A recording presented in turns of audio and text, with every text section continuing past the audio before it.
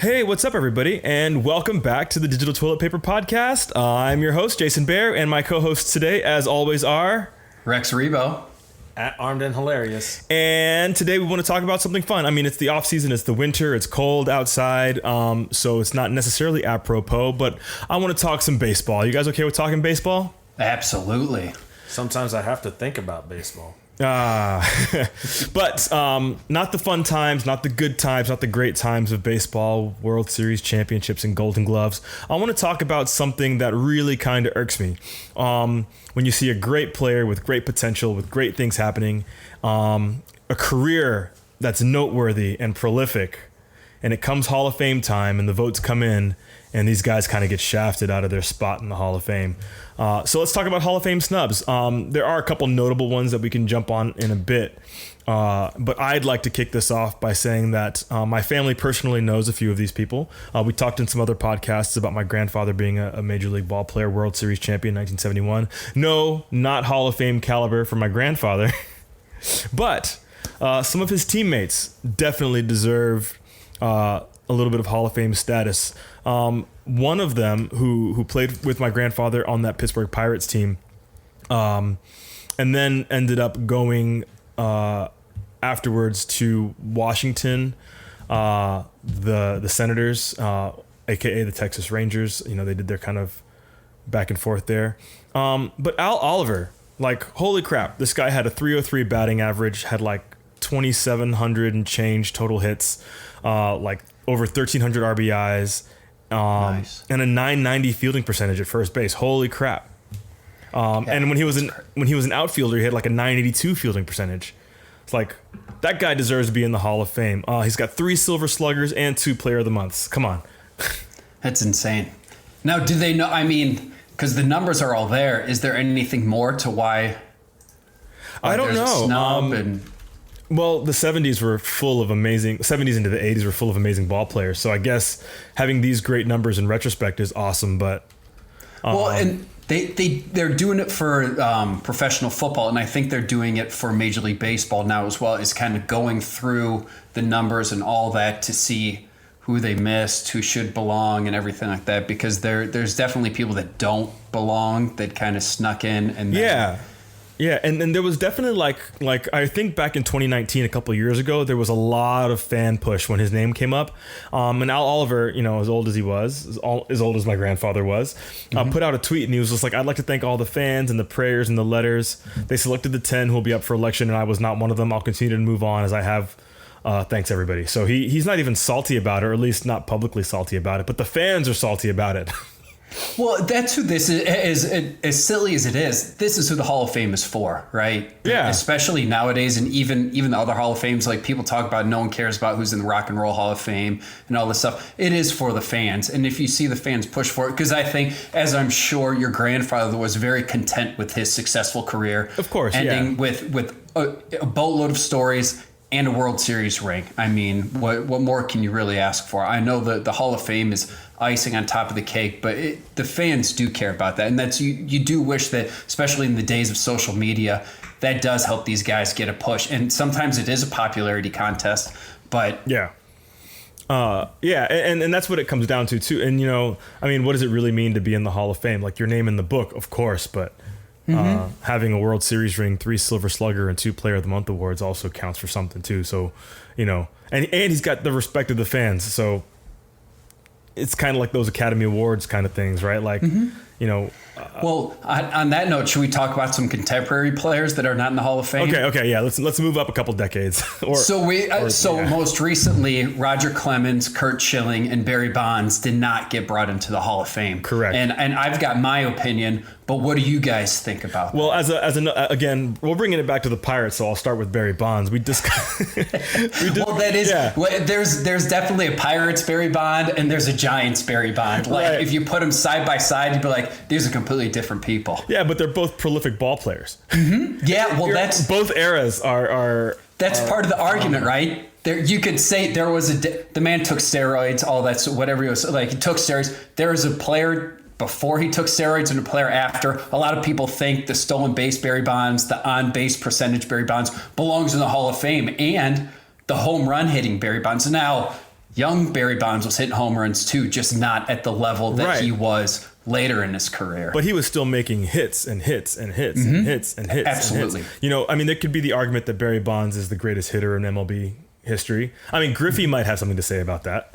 And here's another hit, Barry Bonds. Yeah, but it's true. You know, he does. And okay, I'm not going to be a baseball steroid user apologist. Not for Barry Bonds, not for Canseco, not for McGuire, if that was actually whatever.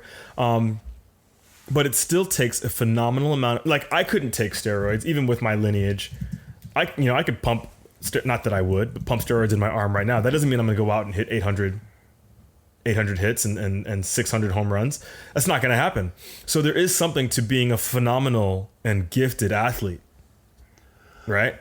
Oh, absolutely. Well, and that kind of segues into yes, the steroids do help. If they didn't help, people wouldn't be taking them. And so I lay blame. So the Major League Baseball reaped all of the benefits of the steroid era. Baseball wasn't dead, but it had all-time low viewership. No one really cared about it. And then Mark McGwire and Sammy Sosa come along and are just cranking out home runs left and right, and just changed baseball and made people watch it. And even steroids were prevalent in pitchers and stuff like that. But Bud Selig kind of turned a blind eye to it. Either he was inept or he was stupid, like or he's a genius, right? Like, but he bringing knew in ratings to the sport, and yeah, these guys know what's going on. But even before that, you talk about steroids, you talk about the amphetamines that guys like Darryl Strawberry were taking in the 80s and the 70s. Like, come on, again, I can't take amphetamines and get 180 stolen bases in a career. Not me. So there's something to be said for like phenomenally gifted athletes who maybe don't have the exact amount of proliferation they do without these lists. And again, I'm not an apologist. I'm not advocating for athletes to take steroids. I'm not advocating for unfair advantages. None of that. I'm not advocating for swapping your blood out so you could win another Tour de France. Like, I'm not that guy. But it is of the era. It is of that time, and that needs to be taken into consideration, especially when you're doing things that aren't illegal. Now, Mark McGwire famously was taking other things that weren't officially steroids. Right. Was probably taking a cocktail of steroids in the off season to build up. I was like, everything I'm taking isn't illegal. That doesn't mean that it's legal per se. But so going over that, yes, these guys took steroids. But so what is your feeling? Because I want to know what you think about Barry, because Roger Clemens also tested positive for steroids. But Curt Schilling did not. It seems like he is a Hall of Famer by every single measurement, but it seems like they're keeping him out of the Hall of Fame because of his more recent social media prowess. Yeah, and I think that's unfair too. I mean, it's not like he's John Rocker out here, right? Like with there are some people that think what he is saying is worse than what John Rocker said, and I don't believe so. But there are people equating his tweets that are pro-Trump and pro. I don't think he outright said they need to storm the Congress and the Capitol, but he kind of said this is something that needs to be done. He has also been very adamant about hating journalists. And those are the bozos and the nerds that get you into the Hall of Fame. And I think they've taken it as their mission to stop Curt Schilling from getting into the Hall of Fame. And I don't even like the guy. And I think it's ridiculous that they're doing this. And so what do you guys think about Barry Bonds? Do you think Barry Bonds belongs in? Yes. I think he's first ballot. 100%. Oh. Again, not just as a Pirates fan. We'll go on that right afterwards. So do you think Roger Clemens belongs in the Hall of Fame? Yes. Do you think Curt Schilling belongs in the Hall of Fame? 100%. No. Okay. Wait. Okay. Dissension on Curt Schilling. I don't have to like what he says. Like, there's something to be said about like, okay, well, shut up and play baseball or whatever. But that's not how it works, right? It's not how it should. Especially not nowadays. It's not how it should work. He has a platform. He's speaking his opinion, a detrimental to most people opinion, and he's I'm gonna where's my bleeper button? Whatever. He's that kind of guy. Mm-hmm. But that doesn't affect his talent and his skill and the hard work and effort that he put in before he had a social platform for his voice, if that makes sense. Yeah, because at the end of the Absolutely. day, the records won't record that you were a Trump enthusiast or a Trump supporter. It's just the numbers that you put in Right. to a game. Strikeouts. Yeah. In this case. So you're saying Armin Hilarious, that's why he shouldn't be in? No, I was just being. He was just being difficult. dissentious. he's being he's being that extra doctor, right? Like So let's go back on what you were saying before being a first ballot Hall of Famer. I think that's BS. I hate that they do that. I hate that they kind of say, well, you can't get in until it's your last time around. I think if you're a Hall of Famer, you're a Hall of Famer. The delineation of being a first ballot Hall of Famer is BS, and it's what's wrong, in my opinion, with the Hall of Fames, is that the writers are taking it upon themselves to say, yeah, you belong in, but we want to let you know that you're not quite as good as these other players. Either you're in the Hall of Fame or you're not, or you do what they do in other Hall of Fames, Wrestling Hall of Fame, Bowling Hall of Fame, where you say you are a distinguished member of the Hall of Fame. I don't think they should hang that over your head like, you're not a first ballot Hall of Famer. I think it's BS, and I think it's the antithesis of what the Hall of Fame is about. Each Hall of Fame, because if I'm not mistaken, the MLB Hall of Fame, the Baseball Hall of Fame, is a private entity separate from Major League Baseball. yes. So at the end of the day, they can nitpick and politicize and choose who gets entered. Right, but And that's what's wrong with it, in my opinion. Like It that's is. what, It is. So what we're gonna do is write a letter to Cooperstown. and where we're gonna storm Cooperstown? Like, I don't know. Dear Cooperstown, go F yourself. flag. I get. But so that's also part going into the Curt Schilling is telling people. I think it's a bad precedence to say if you're going to speak out candidly, no matter what your platform is, be prepared to have repercussions. And that even though your career is over, and we can talk about Pete Rose right afterwards too. Even though your career is over, be careful. We can take this away. We can do all that stuff, despite letting Ty Cobb into the Hall of Fame, right? Right, yeah, Who was widely known as an a-hole and absolutely a racist. But that's okay for him. And I Because it was of the era, right? That's yes. Even for the era, for a terrible era, he was a terrible, terrible, terrible person. Like I've never heard anyone say a good story about Ty Cobb. Except he could throw a ball really hard. Yes. So, but I don't like this. Let's erase history. And Pete Rose, I think he gets in with an asterisk, and I think that's fine too. You say, hey, he was Charlie Hustle. He's one of the greatest baseball players of all time. But just like every single one of us, he had flaws. He bet on baseball, and that is a scarlet letter that will be with him forever. Okay, so he will not make it into the Hall of Fame as a manager, but so let's exactly. But as a player, Pete Rose was amazing, and I mean, Pete Rose has 4,000 hits, 4,200 hits, right? 160 home runs, like something like 1,300 insane runs. stolen bases too. Yeah, 149, 190, 198 or 200 stolen bases. Like, it's ridiculous. And he started 6 different positions. Yeah. Like Pete Rose is one of those guys my grandfather really enjoyed watching play baseball. He was Rookie of the Year, Player of the Year 6 times or something crazy like that. He's a baseball player's baseball player. He's got a Silver Slugger, whatever. He's Sports Illustrated Sportsman of the Year.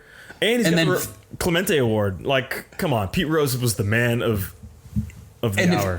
If you want to summarize Pete Rose's career, his entire baseball playing career, when he's in the All-Star game and he's running around third and just barrels over the catcher, essentially ended his career in an All-Star game. And this was before the All-Star game mattered too. Yeah. And it was like, why would you do that? It's like, this is the way he played. He had no other idea of how to play baseball. It was like, you give it your all on every single pitch, every single at bat, and every single play, and that epitomized it. Yeah. But again, Hall of Fame with an asterisk. Like as a player, his potential to, or his ability to do what needed to be done on the baseball diamond earns him his slot. But speaking of asterisks, there's another older generation of player that falls into the same kind of category, right? Like Hall of Fame with an asterisk. We're going to take it back to Field of Dreams for a minute and talk about Shoeless Joe Jackson. Yeah. And that's an important story in baseball. Papa Joe played baseball? Yeah, before he put that shoe polish in his hair. Yeah. But, 1919, the Black Sox scandal, if you guys don't know what that's about, look it up. It's great. Field of Dreams, of course, highlights Shoeless Joe Jackson and as a ghost coming back to play baseball. If you build it, you will come. But, Shoeless Joe Jackson spent 13 years in Major League Baseball, and he had a 356 batting average with 54 home runs, over 780 runs, and 202 stolen bases. And 202 stolen bases on 260 something attempts. So he only got caught 60 times at that's ridiculous. Yeah. That's ridiculous. So the 1919 Black Sox scandal, of course, throw the World Series, right? Stick it to the man. And I think that it's not proven, but I think that they say he was coerced into signing the confession that he was part of the. And you have to remember, these guys were getting paid nothing. Yeah, he worked at like a steel mill or something in the off season. Yeah, and I think these stories need to be told, for younger generations, where it was the way you see Major League Baseball is completely different, and people were throwing games, and there were mob ties with some of these guys.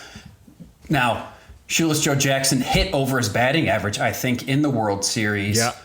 Played very well, and you can say the other players in on it, and maybe he had taken money, but he put it for. But I think you tell those stories and make sure, hey, we're all flawed, right? Even just Ty Cobb's in, he is a racist to the top degree, but he was a great baseball player. But this is not the person, And more to the point, Shoeless Joe Jackson was a poor farm boy from Iowa, I guess, or Kansas, or wherever. He might not even went to school. That was the point I was gonna make. They say he was illiterate. Oh, so yeah.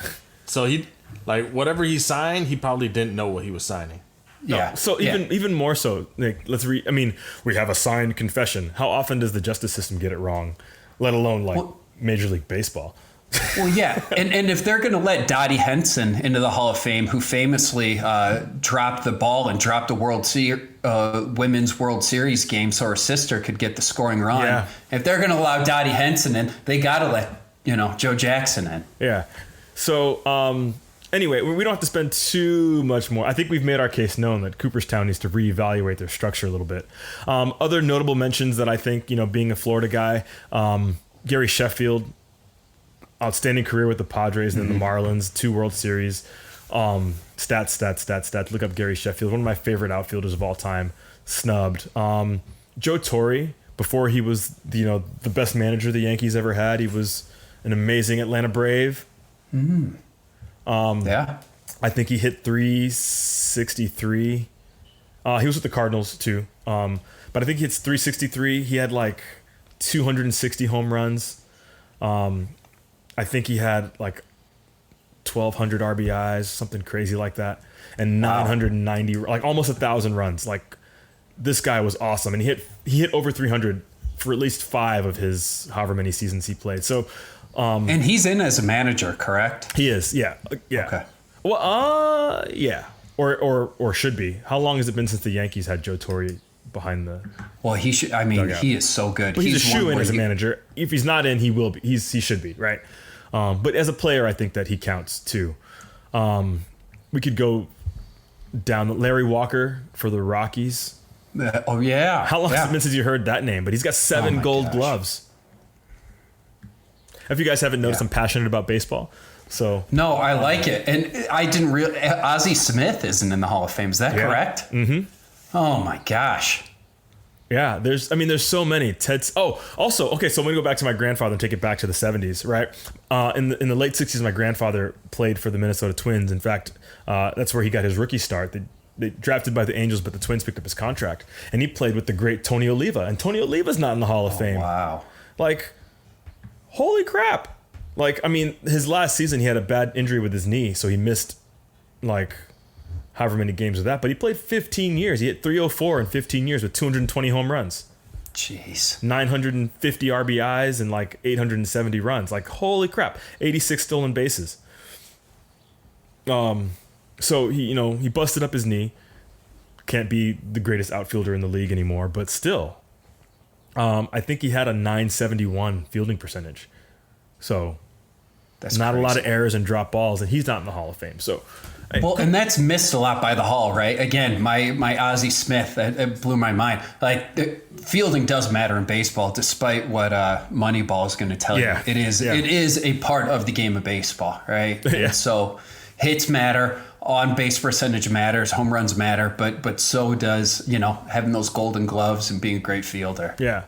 So, I mean, you got Edgar Martinez, not in the Hall of Fame. Steve Garvey, not in the Hall of Fame. Dick Allen, not in the Hall of Fame. Like, we could go down the list of all these guys that... Fred McGriff, not in the Hall of Fame. Holy crap. Wow. His 2,500 hits and 1,500 RBIs and like something like 1,350 runs. 509 slugging percentage. That's crazy. Mm-hmm. It's crazy. 3 Silver Sluggers, 2 Player of the Months, All-Star MVP, and five-time All-Star. Let the crime dog into the Hall of Fame. Cooperstown. All right. Let's take a minute to, I guess I'm not going to take my hat off. But if we were outside, I'd take my hat off for these guys that should be in the Hall of Fame or not. So let me give it a moment. Hey everybody, we're Loud Dispatch. We are a Pittsburgh-based podcast. I'm your host, Mark, with my co-host, Cheech. Hi. We talk about all kinds of things on this podcast, and we do it while we drink. And we do it while we're medicated. Well, yeah. And anyway, so we talk about art and movies and music and... all kinds of fun stuff. Yeah. Check us out. iTunes, Napster, Facebook, Instagram. Napster, don't do that. Don't do that. Spotify, iHeartRadio, Podcast Addict. You can catch us all over the place. Loud Dispatch. Just check it out. Come on in. Google it. And I'm done with that. All right. Pressing on. Let's talk some spam. Sports news. Patrick Mahomes does not have a concussion, or at least according to the NFL, he doesn't have a concussion. We know how that could be one way. So this actually might be an interesting Super Bowl. Oh, but would you... the guy was playing. It didn't matter, right? Like, Patrick Mahomes was playing in the Super Bowl. It didn't matter, concussion protocol, any of that stuff. He's playing. Yeah. Okay. Right? Didn't you think so? No? What is this, any given Sunday now? Like... Oh, yeah. If we can have anti-vaxxers and all that stuff, I'm sure you can get a doctor out there to say that Pat Mahomes did not have a concussion. Speaking of anti-vaxxers, that doctor that sabotaged all... This is unrelated and not political. The doctor that sabotaged all those vaccines this past week, he sabotaged like 5,000 doses or something crazy like that. Apparently, he's a flat earther. Of course, it all connects. And he's sabotaging vaccines, so technically he's an anti-vaxxer and a flat earth. I mean, that doesn't, whatever. Okay, moving on. But almost Mahomes, hitting the moronic cycle. Yeah. I guess what's the bigger story here? Patrick Mahomes going to his 2nd Super Bowl, or Tom Brady going to his 10th? Definitely Mahomes. With Tom Brady, it's old news. It's almost expected. If he didn't make the Super Bowl, it'd be bigger news.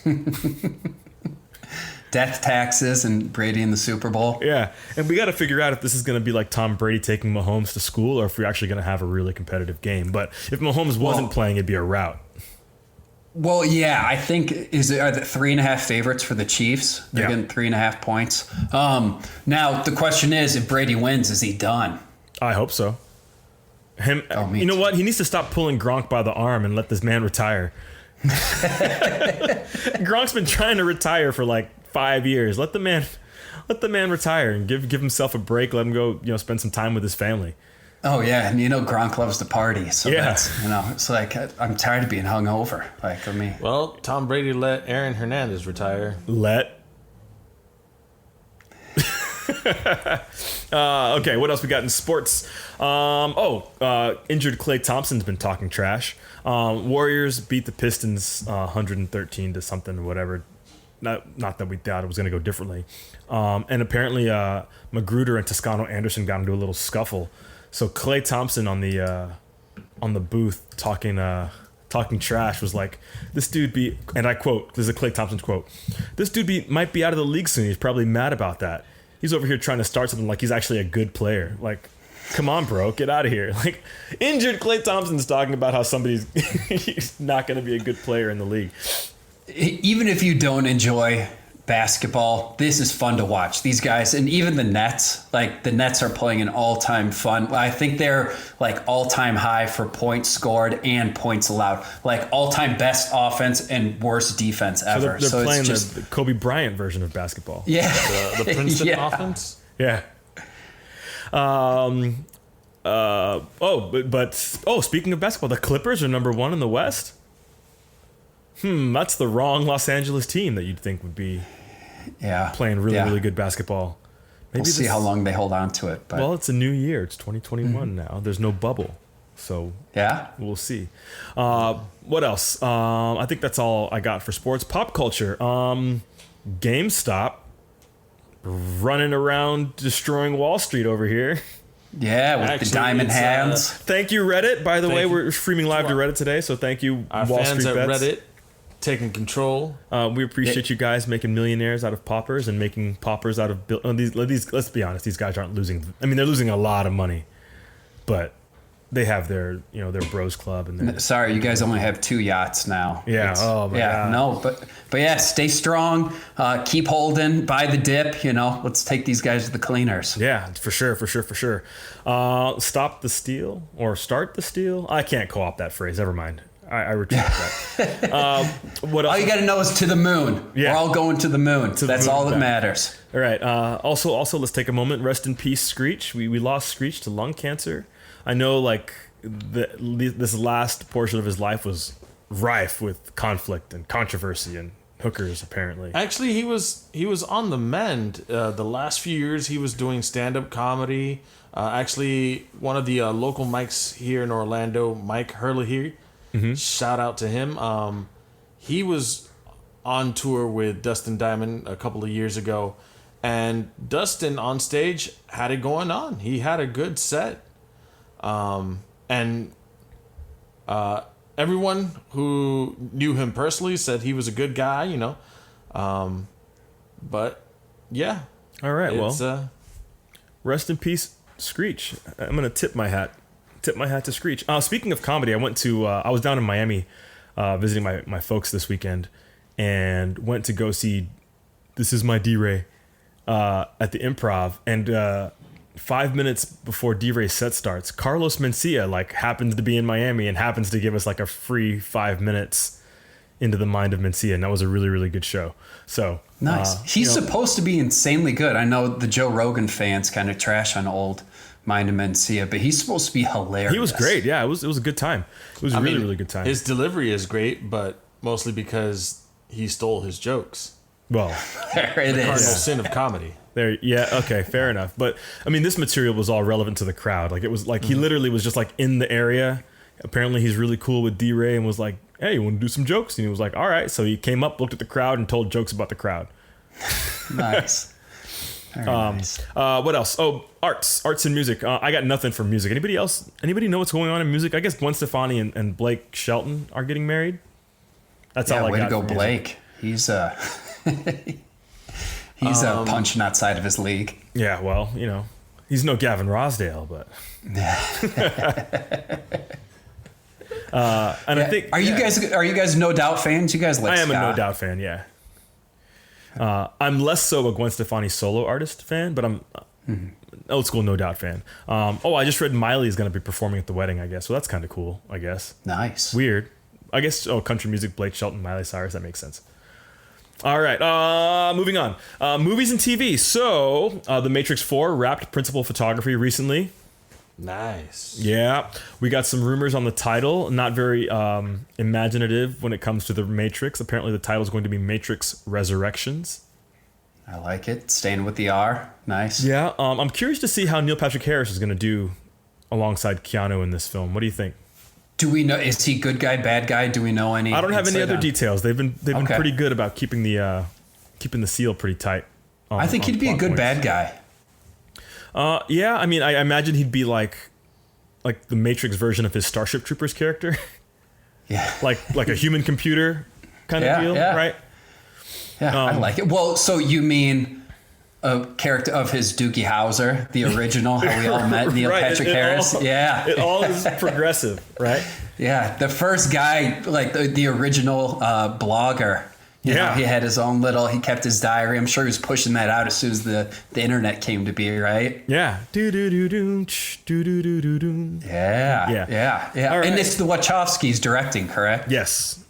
Okay. Nice. How do you get, I mean, are you guys fans of the Wachowskis? I famously like Speed Racer. Well, I Nobody love. else Yeah, enjoyed it. I didn't hate Speed Racer. It's not my favorite, but I didn't hate it. Yeah, I like the Wachowskis. I mean, I really liked Sense8.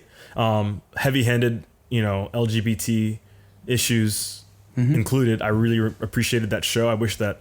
You know what? How do you make a show that has a budget even Netflix can't keep up with? Netflix is like throwing money at people. Apparently, they've got like 500 series and original projects in the pipeline right now. Nice. And the Wachowskis were able to make a show with a budget that Netflix couldn't keep up with. That's pretty impressive. But yeah, I appreciate that. What else? Disney Plus. Speaking to the other behemoth with lots of money, the next show in production with Disney Plus is going to be set in Wakanda. So it'll be a Wakanda themed Disney Plus show. Ryan Coogler and his production company have a 5-year contract with Disney to produce the potential for multiple shows. So that could be cool. Nice. Now, if it's a sequel to WandaVision, if this is WakandaVision, I'm in. Oh my God. I'm down. Even last podcast, I was kind of fanboying on WandaVision, and the fourth episode that released Friday didn't disappoint either. I just wish it was longer so I could see more and more and more. So once again, go watch WandaVision, guys, because it's great. No spoilers, but it's fantastic. Very, very good. What else? I got one more thing for spam in the movies. Borderlands is getting a movie. As most of you know, Tom Holland got pitched as the lead. Right? Am I wrong? No, that's Uncharted. Tom Holland's Nathan Drake in Uncharted. Sorry. Taking back, Borderlands got a movie, and Kevin Hart got pitched as Roland in Borderlands. Nice. So nice. Yeah, that should be fun. That's a pretty good cast. Yeah. So go watch Uncharted. Go watch Borderlands when they come out. I don't know if they're going to be released streaming or if they're going to be released in theaters or both. Is one of these a Warner Brothers property? Because then we know where it's going. Yeah. Speaking of which, have we had any fallout? I mean, Chris Nolan walked away. I know Wonder Woman wasn't the greatest. Did either of you guys see Wonder Woman? I did see 1984. I appreciated it overall. It might be my least favorite Pedro Pascal role.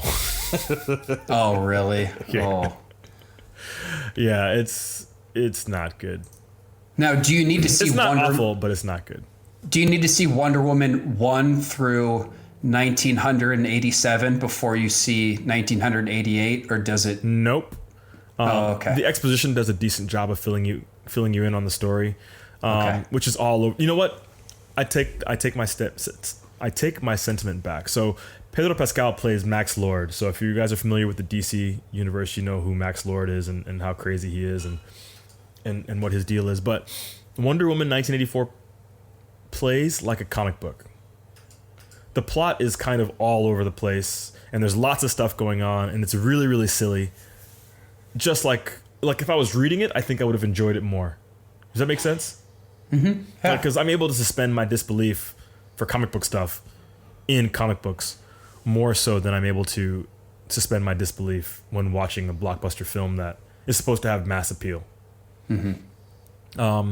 But yeah, other than that, I haven't heard of any fallout of Chris Nolan walking away from Warner Brothers, although we'll see. Is this a good time to buy Warner Brothers stock, or hey, Wall Street Bets, what do you guys say? Tie it in with your shorting AMC stock. Warner Brothers stock right now. Yeah.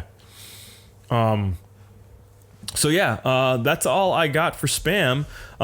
You guys got anything else? No, that's all I got. I mean, so Armed and Hilarious, did you see it? Did you see Wonder Woman, you said? Yeah, I mean... Okay, hot take, Wonder Woman, go, no spoilers. Okay, yeah, I just turn my brain off and I watch a movie, and then I don't expect anything. So, like, yeah, sure, good. Am I going to buy it? Maybe.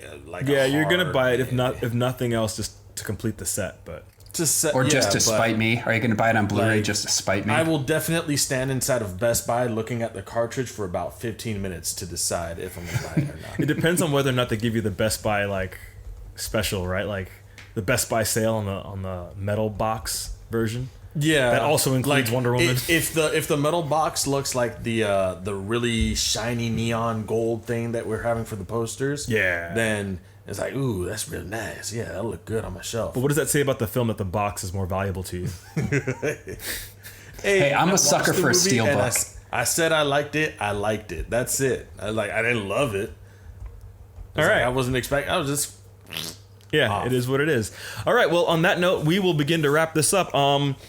I wanted to let you guys know, if you guys are some of our fans that download the podcast, you can check us out at redcircle.com/the Digital TP Podcast, or just Google Digital TP Podcast wherever you get your podcasts. We record live to Facebook and Reddit Monday nights or Monday evenings Eastern time, and then we drop the podcast usually that evening or the next day. I'm going to be dropping a midweek podcast this week. We did in November we did a crossover podcast with the Tailgate Podcast, so go ahead and Google them. They're at the Tailgate Podcast on Instagram. You can find them there. Really awesome. These guys do fun folk. Okay, so let me back up. What they do is they're taking a road trip across the United States, hitting all the major folk tales in this country and interviewing them, and it's really fun. It's a cool story.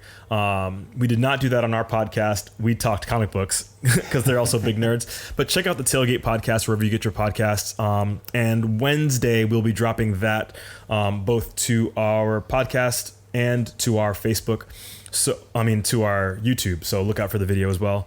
But yeah, on that note, thank you guys so much for listening. Thanks for tuning in live on Facebook. Thanks for tuning in live on Reddit. We appreciate you guys so much. We're the Digital Toilet Paper Podcast. Find us wherever you get your podcasts. Follow us on Twitter. If you already found us, tell your friends to go find us too. Follow us on Twitter, Instagram at the Digital TP Podcast or Digital TP Podcast. Facebook at the Digital TP Podcast as well. And Twitter at Toilet Digital. At Toilet what? Yeah. Okay. That's what you put? Did I? Well, all right. We appreciate you guys so much for the Digital TP team. My name's Jason Bear. I'm Rex Rebo. At Armed and Hilarious. And we'll see you guys next week. Love you guys.